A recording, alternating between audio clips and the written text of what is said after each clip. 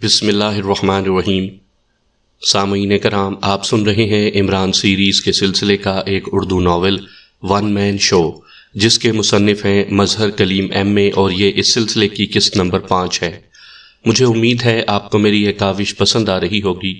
آپ نے اگر ابھی تک میرا چینل کہانی گھر سبسکرائب نہیں کیا تو ابھی میرے چینل کو سبسکرائب کر کے بیل نوٹیفیکیشن آن کر لیجئے، تاکہ آنے والی ہر نئی کہانی کی اطلاع بر وقت آپ تک پہنچ سکے۔ ٹائیگر نے کہا، یس سر۔ اس کے سر اور داڑھی کے بال برف کی طرح تھے، چہرے پر جھریوں کے جیسا جال سا بچھا ہوا تھا، لیکن اس کا جسم خاصا توانا اور تندرست دکھائی دیتا تھا۔ وہ غیر ملکی تھا، اسی طرح اس کے باقی 4 ساتھی بھی غیر ملکی تھے۔ میں نے پولیس آفیسر سے اس کار کا نمبر معلوم کیا تو اس نے بتایا کہ اس پر نمبر پلیٹ موجود نہیں تھی۔ پولیس آفیسر کو پہلے اس بات کا خیال نہیں آیا تھا، میرے پوچھنے پر اس نے سوچ کر بتایا تھا۔ ویسے اس نے بتایا ہے کہ اس کار کا ماڈل نیا تھا اور وہ ہونڈا اکارڈ کار تھی، اس کا رنگ سیاہ تھا۔ ٹائیگر نے جواب دیا، ٹھیک ہے، تم شہر میں سیاہ رنگ کی ہونڈا اکارڈ کاروں کو چیک کرو۔ ہونڈا اکارڈ کار میں سیاہ رنگ بہت کم نظر آتا ہے، عمران نے کہا، اور پھر ریسیور رکھ دیا۔ ٹائیگر نے نئی بات بتائی ہے کہ ریڈ ٹی بوڑھا آدمی ہے، جبکہ نعمانی اور چوہان نے اسے جوان بتایا ہے۔ عمران نے ریسیور رکھ کر سوچتے ہوئے انداز میں کہا، ہو سکتا ہے کہ ان دونوں میں سے کوئی اسسٹنٹ ہو۔ بلیک زیرو نے سر ہلاتے ہوئے کہا، ہونے کو تو بہت کچھ ہو سکتا ہے۔ عمران نے بڑبڑانے کے سے انداز میں جواب دیا، اور اس نے ایک بار پھر کرسی کی پشت سے سر ٹکا کر آنکھیں بند کر لیں۔ پھر چند لمحوں بعد اس نے آنکھیں کھولیں اور کرسی سے اٹھ کھڑا ہوا۔ اگر کوئی خاص بات سامنے آئے تو مجھے فلیٹ پر اطلاع دے دینا، عمران نے سنجیدہ لہجے میں کہا، اور بلیک زیرو کا جواب سنے بغیر وہ آپریشن روم سے باہر نکل آیا۔ چند لمحوں بعد اس کی کار دانش منزل سے نکل کر اپنے فلیٹ کی طرف بڑھتی جا رہی تھی، لیکن اس کے ذہن میں عجیب سی کھچڑی پک رہی تھی۔ اس ریڈ ٹی کا کوئی سر پیر اس کی سمجھ میں نہیں آ رہا تھا۔ نعمانی اور چوہان سے پوچھ گچھ کرنے کے بعد اس کوٹھی پر کسی کا لوٹ کر نہ آنے کا یہی مطلب تھا کہ اس ریڈ ٹی نے جان بوجھ کر انہیں آزاد ہونے اور نکل جانے کا موقع دیا، ورنہ کرسی کا میکینزم پہلے ہی ڈھیلا محسوس ہوتا۔ ادھر اعلیٰ عہدیداروں کا، ادھر سیکرٹ سروس کے ارکان کی گرفتاری، ادھر پاور ہاؤس میں کارروائی، اور یہ سب کچھ ایک ہی وقت میں کیا جا رہا تھا۔ تو ریڈ ٹی کا اصل مشن کیا ہے؟ عجیب سا گورکھ دھندا بن کر رہ گیا تھا۔ عمران اس لیے دانش منزل سے اٹھایا تھا تاکہ فلیٹ میں جا کر وہ اس سارے مسئلے پر غور کر سکے۔ فلیٹ کے سامنے گاڑی روکتے ہوئے وہ بے اختیار چونک گیا، کیونکہ وہاں پہلے سے ہی ایک گاڑی موجود تھی، اور یہ وہی گاڑی تھی جس سے فرینک اترا تھا۔ اس کا مطلب ہے کہ فرینک اس کے فلیٹ پر موجود تھا۔ عمران کے چہرے پر ایک لمحے کے لیے ناخوشگواری کے آثار پیدا ہوئے۔ عمران نے کار روکی اور پھر نیچے اتر کر وہ سیڑھیاں چڑھتا ہوا اوپر دروازے پر پہنچ گیا۔ دروازہ اس کی توقع کے مطابق کھلا ہوا تھا۔ ارے سلیمان، یہ دروازہ کیوں کھول رکھا ہے؟ کوئی محترمہ کھلا دیکھ کر اندر آ گئی تو؟ عمران نے دروازے میں داخل ہوتے ہی بلند آواز میں کہا۔ تو کیا ہوگا؟ کیا کسی محترمہ کا داخلہ یہاں بند ہے؟ ڈرائنگ روم سے فرینک کی ہنستی ہوئی آواز سنائی دی۔ ارے فرینک، تم؟ شکر ہے اللہ میاں نے جنس بدل دی، ورنہ… عمران نے ڈرائنگ روم میں داخل ہوتے ہی ایسے لہجے میں کہا جیسے اسے بڑا اطمینان ہوا ہو۔ جنس بدل دی؟ اچھا، سمجھ گیا۔ تو میں تمہارے فلیٹ پر آنے سے پہلے محترمہ تھا اور اب محترم بن گیا ہوں، فرینک نے غصیلے لہجے میں کہا۔ یار، تو اس میں ناراض ہونے والی کون سی بات ہے؟ محترمہ اور محترم میں صرف ایک ہی تو فرق ہے، وہ تم فلیٹ سے باہر بھی چھوڑ سکتے ہو، عمران نے منہ بناتے ہوئے کہا، اور فرینک بے اختیار کہا مار کر ہنس پڑا۔ میں ہوٹل میں پڑا بور ہو رہا تھا، میں نے سوچا کہ چلو تم سے گپ شپ کر کے وقت گزار دوں، اور ہاں یار، یہ تم نے ملازم اپنے سے بھی سوپر رکھا ہوا ہے۔ 1 گھنٹہ تو دروازے پر ہی اسے یہ یقین دلاتے ہوئے گزر گیا کہ میں تمہارا بہت گہرا دوست ہوں، لیکن دیکھ لو، اس نے مجھے ڈرائنگ روم میں بٹھانے کے بعد اب تک واپس آ کر اتنا بھی نہیں پوچھا کہ میں کچھ پینا بھی چاہتا ہوں یا نہیں، فرینک نے غصیلے انداز میں کہا۔ تو تمہیں اس نے دوستوں والا کارڈ نہیں دکھایا؟ عمران نے چونک کر پوچھا۔ دوستوں والا کارڈ؟ وہ کیا ہوتا ہے؟ فرینک نے چونک کر پوچھا۔ سلیمان، عمران نے فرینک کی بات کا جواب دینے کے بجائے بڑے سنجیدہ انداز میں سلیمان کو آواز دی۔ یس سر۔ چند لمحوں بعد سلیمان کی دروازے سے آواز سنائی دی۔ وہ بڑے مؤدبانہ انداز میں کھڑا تھا۔ تم نے میرے دوست کو دوستوں والا کارڈ کیوں نہیں دکھایا؟ عمران کے لہجے میں شدید غصہ تھا۔ سر، وہی کارڈ تو میں ڈھونڈ رہا ہوں، آج سے پہلے تو اس کارڈ کے دکھانے کا موقع ہی نہیں ملا تھا، اس لیے نہ جانے میں وہ کہاں رکھ کر بھول گیا ہوں، سلیمان نے شرمندہ سے لہجے میں کہا۔ فرینک حیرت بھرے انداز میں منہ اٹھائے ان دونوں کی باتیں سن رہا تھا۔ تو پھر زبانی بتاؤ، تمہیں یاد ہونا چاہیے، یہ تمہاری ڈیوٹی میں شامل ہے، عمران نے سخت لہجے میں کہا۔ جب کوئی دوست فلیٹ میں آئے گا تو اس پر لازم ہوگا کہ وہ تمام شرائط پر پورا عمل کرے۔ شرط نمبر 1، وہ کھانے پینے کے لیے کچھ نہ کچھ ساتھ ضرور لائے گا تاکہ دوستی کا ثبوت مہیا کر سکے۔ شرط نمبر 2، وہ قرضہ نہیں مانگے گا، بلکہ اگر اس سے قرضہ مانگا جائے تو وہ انکار نہیں کرے گا تاکہ اس کی دوستی کا بھرم قائم رہ سکے۔ تیسری اور آخری شرط کہ وہ جس معیار کا دوست ہوگا اسی معیار سے دوست فنڈ میں رقم چھوڑ کر جائے گا۔ سلیمان نے کسی ٹیپ کی طرح بولنا شروع کر دیا اور آخری شرط بتاتے ہی وہ اس طرح مڑ کر دروازے سے غائب ہو گیا جیسے وہ انسان کے بجائے کوئی روبوٹ ہو جو اپنا کام ختم ہوتے ہی میکانکی انداز میں واپس چلا گیا ہو۔ تم نے دوستوں کے کارڈ کی شرائط سن لی فرینک؟ عمران نے سلیمان کے جاتے ہی سر ہلا کر کہا۔ کیا بکواس ہے، فرینک نے غصیلے لہجے میں کہا۔ یہ بکواس نہیں ہے فرینک، اس فلیٹ کا قانون ہے اور سلیمان قانون نافذ کرنے کے بارے میں بہت سخت ہے، اسی لیے تو میں نے تمہیں فلیٹ پر آنے کی دعوت نہیں دی تھی، لیکن اب تقدیر کا کیا کیا جائے، وہ تمہیں لے ہی آئی۔ عمران نے بڑے سنجیدہ لہجے میں کہا۔ میرے ساتھ بکواس کرنے کی ضرورت نہیں ہے، ایسی بکواس اس سے کیا کرو جو تمہیں جانتا نہ ہو۔ پہلے تو پینے کے لیے کچھ منگواؤ، ورنہ میں نے اپنا کارڈ سنانا شروع کر دیا تو تم دونوں فلیٹ چھوڑ کر ہی بھاگ جاؤ گے، فرینک نے کہا، اور عمران نے یوں دونوں ہاتھوں سے سر تھام لیا جیسے وہ کسی بڑی پریشانی میں پھنس گیا ہو۔ سلیمان، ارے بھائی سلیمان، عمران نے رو دینے والے لہجے میں کہا۔ اب کیا ہے، میں ایک ہی بار سنا سکتا ہوں، دوسری بار کے لیے اوور ٹائم دینا پڑے گا، سلیمان نے اس بار منہ بناتے ہوئے جواب دیا۔ اس کے پاس ہمارے سے بھی زیادہ سخت شرائط والا کارڈ ہے، اس لیے بھائی کچھ پینے پلانے کا بندوبست کر ہی دو، عمران نے مسمسے سے لہجے میں کہا۔ ٹھیک ہے، جیسے آپ کا حکم، سلیمان نے بڑے فرما بردارانہ لہجے میں کہا اور واپس چلا گیا۔ تم دونوں ہی ایک دوسرے کی ٹکر کے ہو۔ اچھا یہ بتاؤ کہ اب اس ریڈ ٹی کا کیا کروں؟ میں نے فیاض سے ملنے کی کوشش کی لیکن پتہ چلا کہ نہ تو وہ گھر پر ہے اور نہ ہی ہسپتال میں، اور یار تمہارے ڈیڈی سے مجھے ملنے کی ہمت نہیں پڑ رہی۔ میں نے سوچا کہ جس کا بیٹا عمران جیسا ہو تو اس کا باپ تو اس سے 2 ہاتھ آگے ہی ہوگا، فرینک نے مسکراتے ہوئے کہا۔ تمہارے دماغ سے اب بھی سرخ چائے کا بخار نہیں اترا؟ یار کیوں خوامخواہ اس کے چکر میں پڑے ہوئے ہو؟ آرام سے یہاں گھومو پھرو اور پھر واپس ہالینڈ چلے جاؤ، فیاض جانے اور وہ سرخ چائے والا جانے، عمران نے منہ بناتے ہوئے کہا۔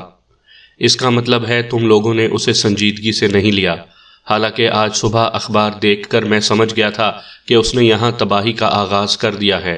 اخبار میں تھا کہ 4 اعلیٰ عہدیدار اچانک قتل ہو گئے ہیں، ان کی رہائش گاہوں کو ٹائب بموں سے اڑا دیا گیا ہے، اور وہ تمہارے ایٹامک بجلی گھر میں بھی تخریبی کارروائی ہوئی ہے۔ گو اخبار میں ریڈ ٹی کا نام تو نہ تھا لیکن میں سمجھ گیا ہوں کہ لازماً یہ اسی کی کارروائی ہے، فرینک نے سر ہلاتے ہوئے کہا۔ اور پھر اس سے پہلے کہ عمران اس کی بات کا جواب دیتا، سلیمان ٹرالی دھکیلتا ہوا اندر داخل ہوا۔ ٹرالی پر پانی کا 1 جگ اور 2 گلاس رکھے ہوئے تھے۔ سلیمان نے بڑے مؤدبانہ انداز میں گلاس اور جگ میز پر رکھے اور پھر ٹرالی دھکیلتا ہوا واپس چلا گیا۔ فرینک غور سے جگ کو دیکھ رہا تھا۔ عمران نے جگ اٹھا کر دونوں گلاس بھرے اور پھر ایک گلاس فرینک کی طرف بڑھاتے ہوئے کہا، لو تم بھی کیا یاد کرو گے کہ کوئی مشروب پیا تھا۔ عمران کا لہجہ سنجیدہ تھا۔ یہ مشروب ہے؟ کمال ہے، شکل سے تو سادہ پانی لگتا ہے، فرینک نے گلاس لیتے ہوئے حیرت بھرے لہجے میں کہا، اور پھر جیسے ہی اس نے گھونٹ لیا دوسرے لمحے اس نے گلاس میز پر رکھ دیا۔ تو تم سادہ پانی کو مشروب کہہ رہے ہو؟ یار اگر میرا آنا تمہیں اتنا برا لگا ہے تو مجھے صاف کہہ دیتے، کم از کم میری توہین تو نہ کرتے، فرینک نے اس بار واقعی غصیلے لہجے میں بات کرتے ہوئے کہا۔ ارے تم اس مشروب کو سادہ پانی کہہ رہے ہو؟ کمال ہے یار، تم اتنا عرصہ آکسفورڈ میں پڑھے ہو، وہاں سے ڈاکٹریٹ کی، پھر ہالینڈ میں رہے اور تم اسے سادہ پانی کہہ رہے ہو؟ بھائی حد ہے، کمال ہے تمہاری سادگی کی۔ یہ تو بڑا نایاب مشروب ہے، اسے ہمارے ہاں وائٹ واٹر کہتے ہیں، بس اس کا ذائقہ سادہ پانی جیسا ہوتا ہے اور یہی اس کی خاص بات ہے۔ عمران نے سر ہلاتے ہوئے کہا، وائٹ واٹر؟ عجیب نام ہے، سادہ پانی بھی تو وائٹ واٹر ہی ہوا۔ فرینک نے دوبارہ گلاس اٹھاتے ہوئے کہا، وہ تو نیچرل واٹر کہلاتا ہے، وائٹ واٹر یہ ہے، اس کے پینے سے دماغ کے خلیات کھل جاتے ہیں، آنکھوں میں روشنی آ جاتی ہے، جگر کی گرمی دور ہو جاتی ہے، آدمی تازہ دم ہو جاتا ہے۔ تازہ دم جانتے ہو کسے کہتے ہیں؟ عمران نے کہا، مطلب ہے فریش۔ فرینک نے اب اس طرح سادہ پانی کے گھونٹ لینے شروع کر دیے جیسے وہ واقعی کوئی نایاب مشروب پی رہا ہو۔ تم جب باتیں کرتے ہو تو یقین کرو مجھے اپنی ڈگری پر شرم آنے لگ جاتی ہے۔ تازہ دم کا مطلب ہے جوان، عمران نے منہ بناتے ہوئے کہا۔ اوہ اچھا سمجھ گیا، پھر تو واقعی یہ نایاب مشروب ہوگا۔ Thank you. فرینک نے اب باقاعدہ شکریہ ادا کرنا شروع کر دیا اور عمران کے لبوں پر مسکراہٹ تیرنے لگی۔ سلیمان نے واقعی ستم ظریفی سے کام لیا تھا اور یہ عمران کا ہی کام تھا جو اس ستم ظریفی کو نبھانے میں کامیاب ہو گیا تھا۔ ویسے عمران سادہ پانی لانے پر سمجھ گیا تھا کہ سلیمان اور فرینک کے درمیان لازماً گڑبڑ ہوئی ہوگی۔ اچھا یہ تو بتاؤ فرینک، یہ ریڈ ٹی صاحب کس عمر کے ہیں؟ اچانک عمران نے ایک خیال کے آتے ہی پوچھا۔ کس عمر کے ہیں؟ کیوں؟ فرینک نے چونکتے ہوئے پوچھا۔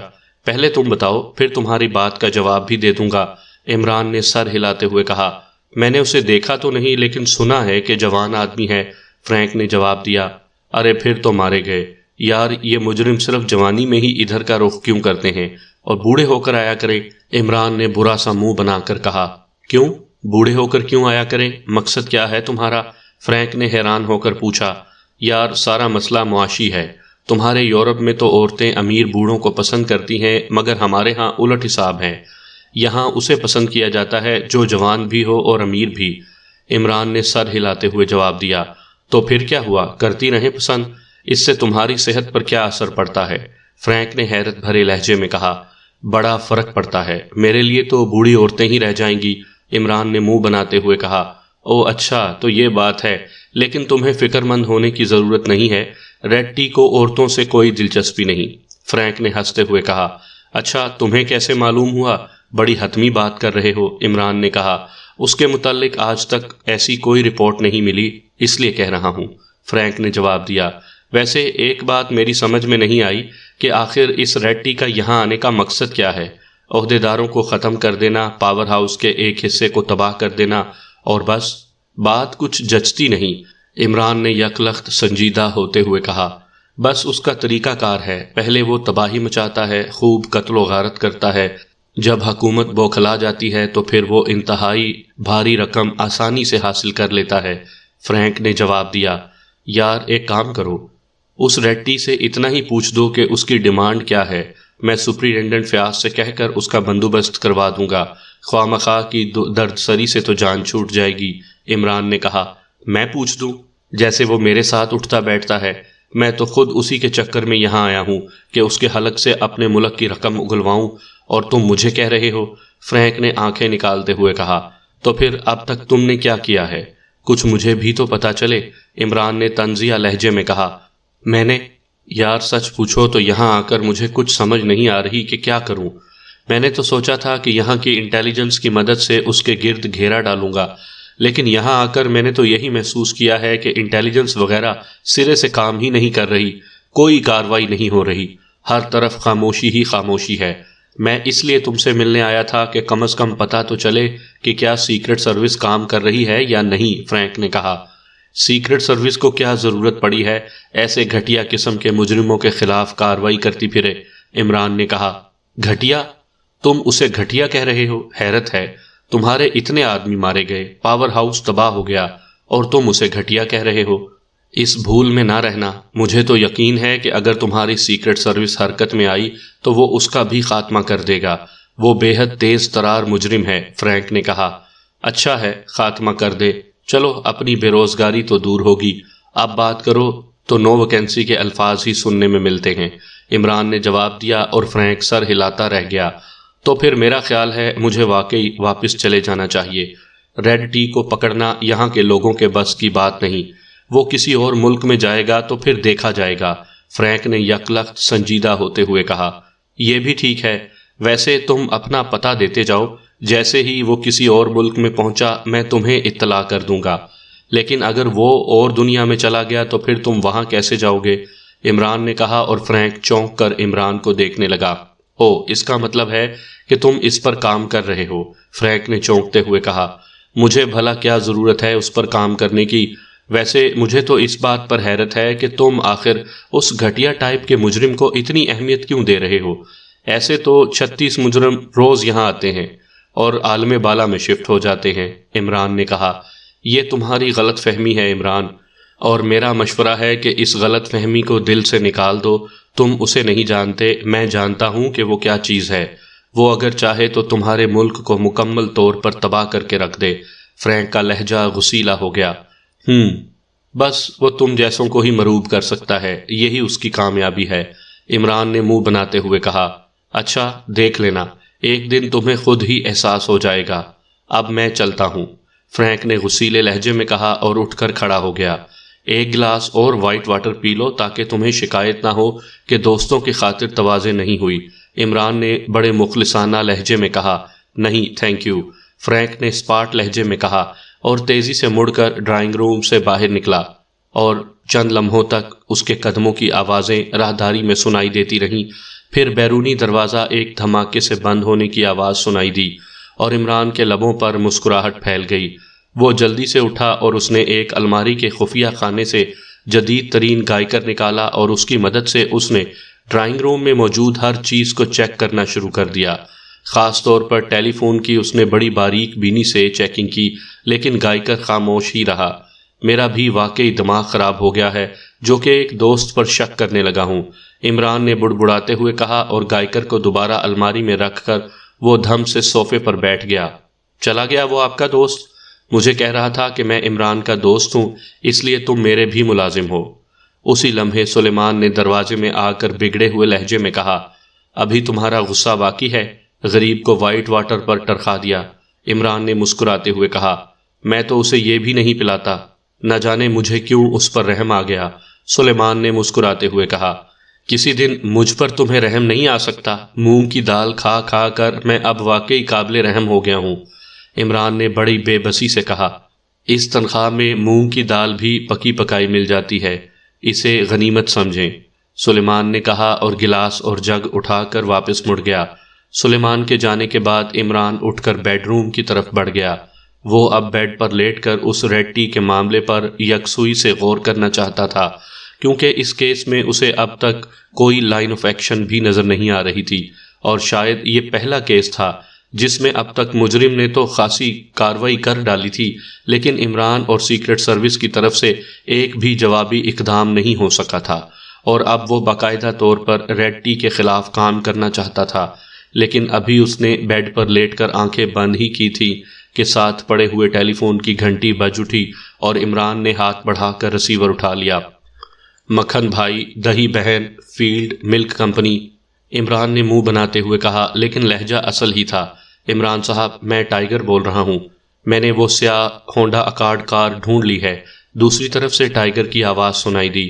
اچھا، کیا وہ شہر میں اکیلی ہی سیاہ رنگ کی ہونڈا اکارڈ کار ہے؟ عمران نے کہا، یہ بات نہیں، لیکن اس ہونڈا اکارڈ کار پر میں نے اس کو دیکھا ہے، بالکل وہی حلیہ جو اس پولیس آفیسر نے بتایا تھا، ٹائیگر نے کہا۔ اوہ ویری گڈ، اب پوری تفصیل بتاؤ۔ عمران اس کی بات سنتے ہی ایک جھٹکے سے اٹھ کر بیٹھا، کیونکہ یہ ایک انتہائی واضح کلو تھا۔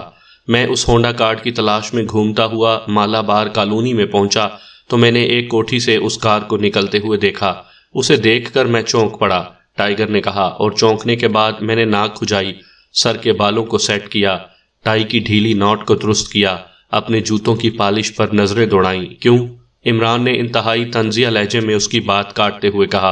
اوہ سوری سر، ٹائیگر اس کی بات سمجھ گیا کہ عمران اس کی تمہید پر طنز کر رہا ہے۔ میں نے تمہیں 1000 بار سمجھایا ہے کہ مختصر اور ٹو دا پوائنٹ بات کیا کرو، تم کوئی افسانہ نہیں سنا رہے، سمجھے؟ اور اگر آئندہ تم نے ایسا کیا تو پھر تمہاری باقی زندگی افسانے سناتے ہی گزر جائے گی۔ عمران کا لہجہ بے حد سخت تھا۔ ٹھیک ہے سر، میں خیال رکھوں گا۔ اس کار کو دیکھتے ہی میں آگے بڑھا تاکہ اسے چیک کر سکوں تو میں نے اسی حلیے کے بوڑھے کو ڈرائیونگ سیٹ پر بیٹھے ہوئے دیکھا۔ وہ کار میں اکیلا تھا۔ بوڑھے کو دیکھ کر میں کنفرم ہو گیا کہ یہی ہماری مطلوبہ کار ہے۔ میں نے اس کا تعاقب کیا تو وہ بوڑھا کار سمیت گلشن خیام کالونی کی کوٹھی نمبر 12 میں چلا گیا اور اب تک اندر موجود ہے۔ ٹائیگر نے انتہائی سنجیدہ لہجے میں کہا۔ ٹھیک ہے، تم وہیں رکو، میں آ رہا ہوں، عمران نے کہا، اور اس کے ساتھ ہی ریسیور رکھ کر وہ اچھل کر بستر سے اٹھا اور ملحقہ باتھ روم میں داخل ہو گیا۔ کچھ دیر بعد وہ لباس بدلے، میک اپ کیے، کار اڑاتا گلشن خیام کالونی کی طرف بڑھا جا رہا تھا۔ اس کی آنکھوں میں چمک تھی۔ ظاہر ہے پہلی بار یہ واضح کلو سامنے آیا تھا، اس لیے عمران اب اس کو کسی صورت چھوڑنا نہیں چاہتا تھا۔ میز پر پڑے ہوئے ٹرانسمیٹر سے ٹوں ٹوں کی آوازیں نکلتے ہی میز کے پیچھے بیٹھا ہوا نوجوان چونک پڑا۔ اس نے جلدی سے ہاتھ بڑھا کر ٹرانسمیٹر کا بٹن دبا دیا۔ Hello hello, David calling boss, over. Button دبتے ہی ایک تیز آواز سنائی دی۔ Yes, Red T on the line, over, نوجوان نے بھاری آواز میں کہا۔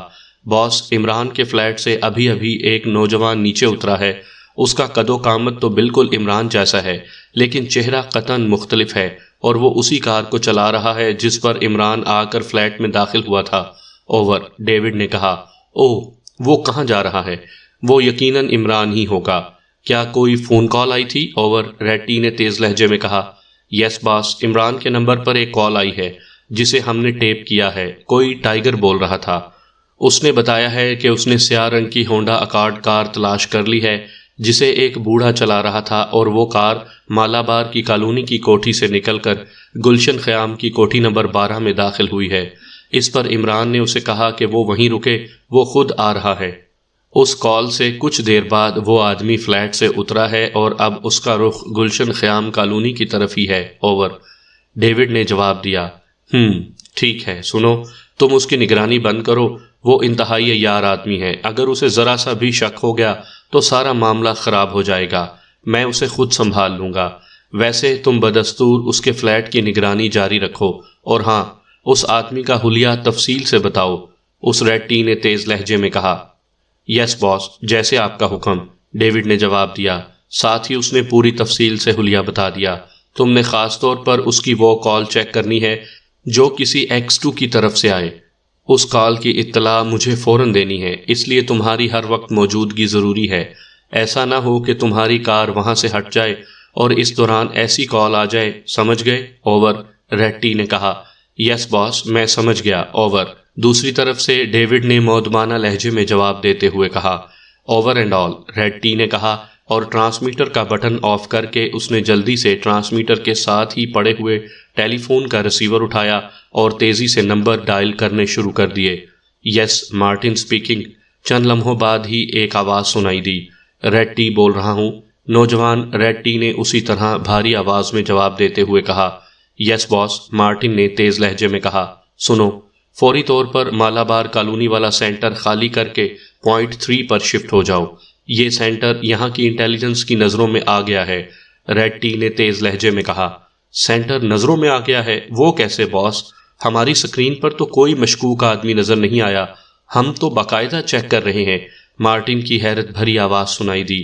انہوں نے مجھے کوٹھی سے نکلتے ہوئے چیک کر لیا ہے، تم فوراً حکم کی تعمیل کرو، میں بعد میں تم سے رابطہ کروں گا، اور سنو، ابھی سیکنڈ مشن ملتوی کر دو جب تک میں چیک کرنے والوں کا بندوبست کر لوں، ریڈ ٹی نے تہکمانہ لہجے میں کہا۔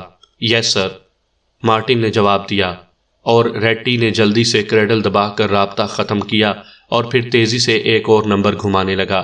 یس، راکی بول رہا ہوں۔ رابطہ قائم ہوتے ہی دوسری طرف سے آواز سنائی دی۔ راکی، میں ریڈ ٹی بول رہا ہوں، تمہارا سینٹر چیک ہو گیا ہے، حلیہ مجھ سے سن لو۔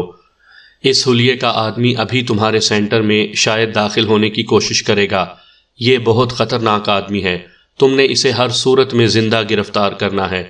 اس کا ایک اور ساتھی بھی ہے، اس کا حلیہ معلوم نہیں، تم اپنے آدمی باہر نگرانی پر لگا دو تو اس کا بھی پتہ چل جائے گا، ان دونوں کی گرفتاری ضروری ہے، ریڈ ٹی نے تیز لہجے میں کہا۔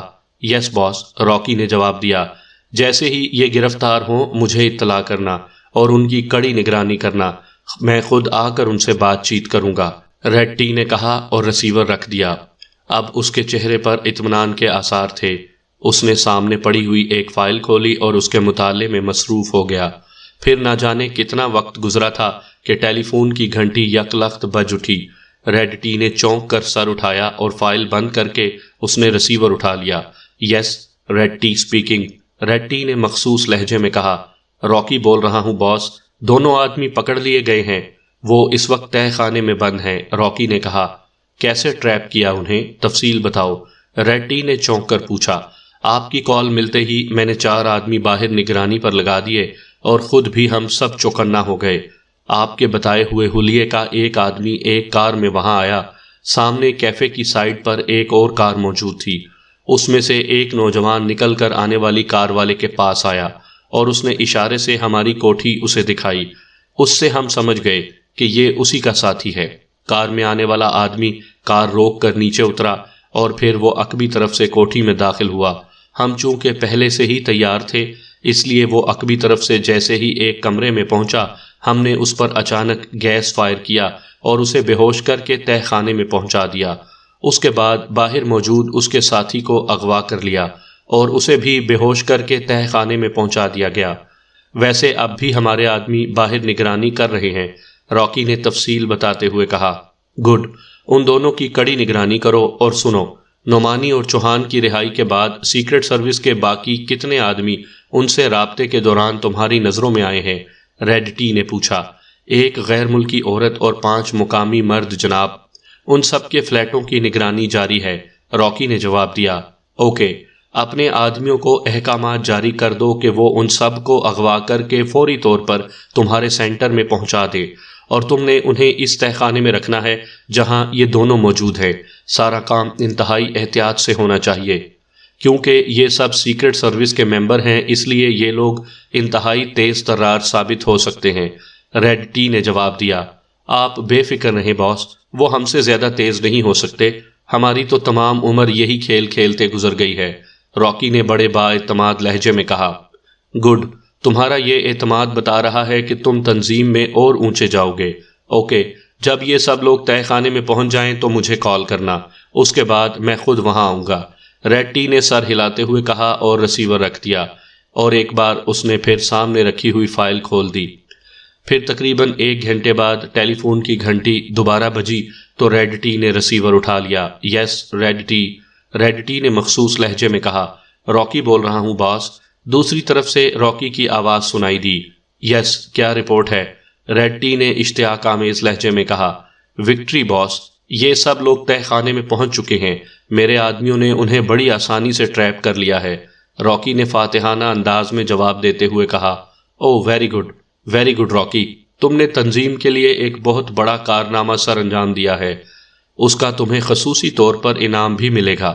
میں تھوڑی دیر میں آ رہا ہوں، تم انتہائی کڑی نگرانی رکھنا، ریڈ ٹی نے مسرت سے بھرپور لہجے میں کہا، اور ریسیور رکھ کر وہ ایک جھٹکے سے اٹھ کھڑا ہوا۔ اس کی آنکھوں میں کامیابی کی چمک ابھر آئی تھی۔ عمران نے آنکھیں کھولیں تو ارد گرد کا ماحول دیکھ کر اس کے چہرے پر پراسرار سی چمک لہرا گئی۔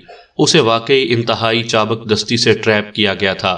کمرے میں داخل ہوتے ہی اچانک ایک روشن دان سے اس کی ناک پر ایک غبارہ سا پھٹا، اور جب تک عمران سنبھلتا اتنی زود اثر گیس نے اس کے ذہن پر قبضہ کر لیا، اور اب اس کی آنکھیں کھلی تھیں تو اس نے اپنے آپ کو ایک بڑے تہہ خانے میں ایک کرسی پر رسیوں سے جکڑا ہوا پایا، اور اس تہہ خانے میں وہ اکیلا نہیں تھا بلکہ اس کے ساتھ ٹائیگر اور جولیا سمیت پوری سیکرٹ سروس موجود تھی۔ وہ سب بھی اسی کی طرح کرسیوں پر رسیوں سے جکڑے ہوئے بے ہوش پڑے ہوئے تھے۔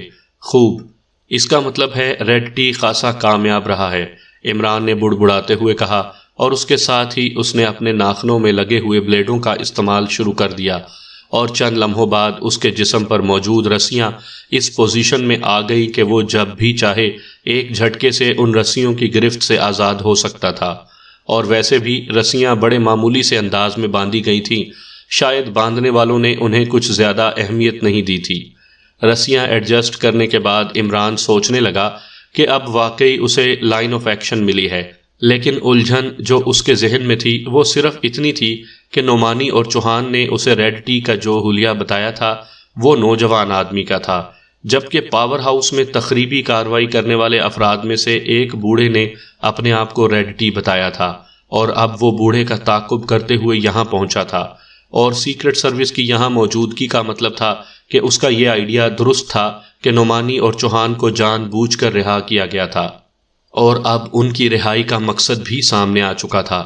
نعمانی اور چوہان کے ذریعے انہوں نے سیکرٹ سروس کے باقی ارکان کو بھی تلاش کر لیا تھا، لیکن عمران اس بات پر حیران تھا کہ سیکرٹ سروس کے کسی رکن نے بھی اس نگرانی اور تعاقب کا احساس تک نہیں کیا۔